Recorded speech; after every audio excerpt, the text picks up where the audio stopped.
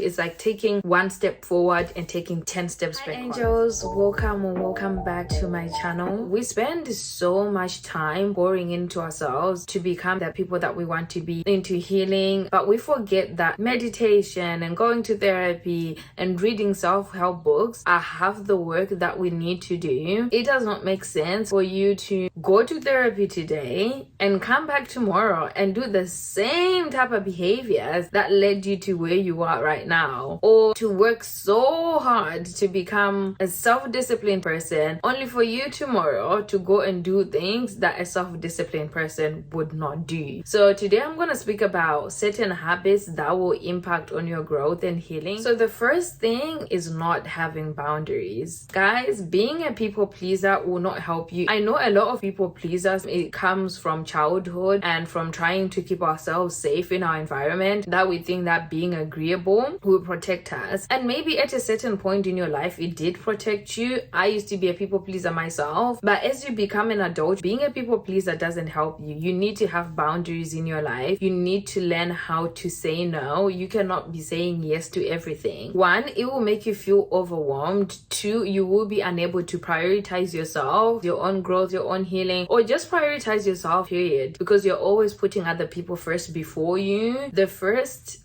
big step to becoming the person you want to be, the first big step to actually healing, is to have the courage to say no. It's to give people boundaries so they know which lines to cross and which lines not to cross. So it's okay to say no, guys. There is nothing wrong about it. And the people who truly care about you will understand you putting boundaries, having certain boundaries. They will understand you saying no. They will not take that personally. It's okay to protect your peace. It's okay to protect your time, and it's okay to protect your energy. So the second thing is spending time with negative people. Guys, certain people can drain your energy. They can lead you into the same toxic cycles. They can impact your mental health. If you've just been around negative people, you know what I'm talking about. Some of them, everything is a battle, everything is a fight, everything is an argument, everything is drama. And in order to grow, in order to heal, in order to become the person you want to be, you want to make sure that you're surrounding yourself with positive people. You want to make sure that you surround yourself with people who affirm you, with people who encourage you to become your best self, with people who bring out the best in you. You never want to surround yourself with energy drainers. You need to seek out positive relationships. You do not want to engage with people who lead you into things that you've left behind in the past. You do not want to be around people who make you act out of character. So spend time with people who pour into you. The third thing is invalidating your feelings. Guys, you need to learn to validate your feelings. When you invalidate your feelings, you bring yourself down and you prevent your own healing and your own growth. It's important for you to feel how you feel, express your feelings, validate how you feel. And have you ever noticed that when you validate how you feel, like let's say for myself, for example, if I am feeling upset or some type of way, whenever I try and dismiss that feeling instead of acknowledging it, it lingers for a very, very long time. Whereas when I just say to myself, actually, I'm upset about this. This did not make me happy. Have you ever noticed that feeling quickly passes? That feeling quickly goes away. But when you invalidate your feeling, it lingers. You stay stuck in that same negative place. I spoke about this in my video last week. It's really, really important for you to validate your feelings. It's very, very important for you to feel your feelings. Stop numbing. Stop dismissing your feelings. Give yourself permission to feel and express your feelings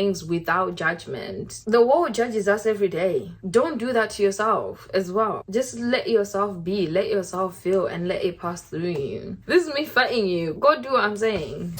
The fourth thing is gossiping and talking badly about others. Guys, have you ever noticed when you talk about others, when you gossip sometimes, that drains your energy. It can create a very, very toxic environment. It can lead to problems in your relationship. relationships with the people around you, especially if you're gossiping about the people in your life, it also doesn't reflect very good on you. When you're always gossiping about your friends, you're always gossiping about your family, you're always gossiping about your colleagues, that's not cute, sis. For me, gossiping is one of those like low vibrations that just make you vibrate at that level. That's why if you spend a lot of your time like watching blogs and all these people who deal with gossip, have you ever seen that? Like, it drains your energy. This can hinder your personal growth. Try and avoid gossiping about people. We all gossip, we all do it. In no way, shape or form am I sitting here trying to judge anybody for gossiping, but I'm saying let's do better. And it's one thing to gossip about celebrities, but it's another gossiping about the people actually in your life. Let's just not do that. Instead of gossiping, focus on positive conversations and building the people around you up, because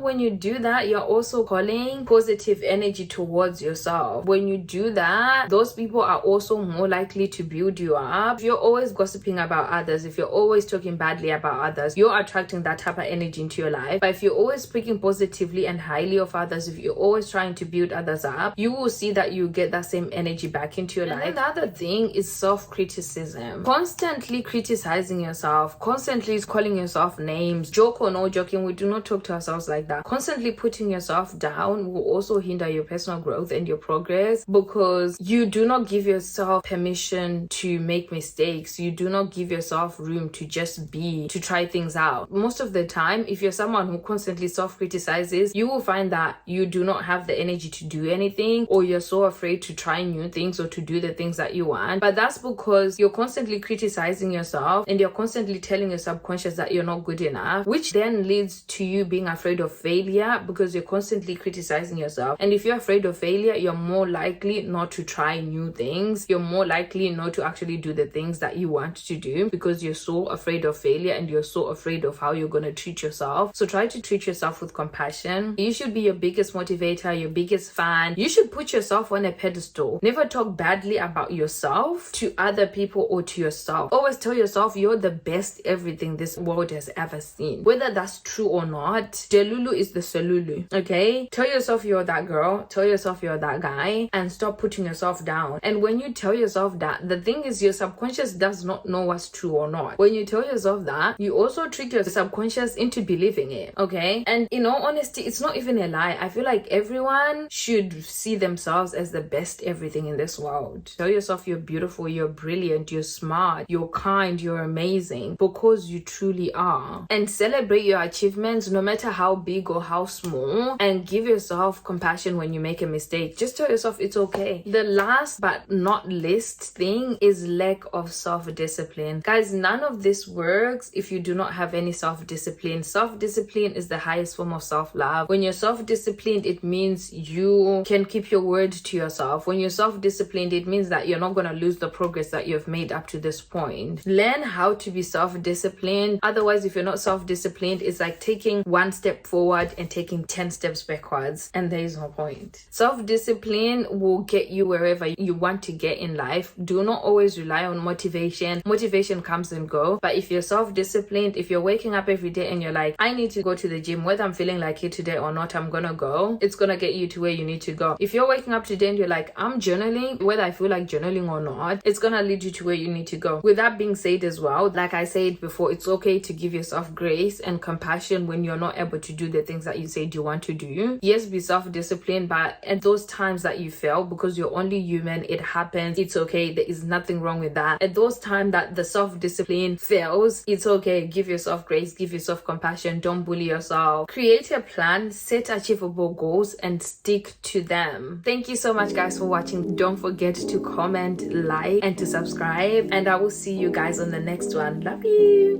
Mwah.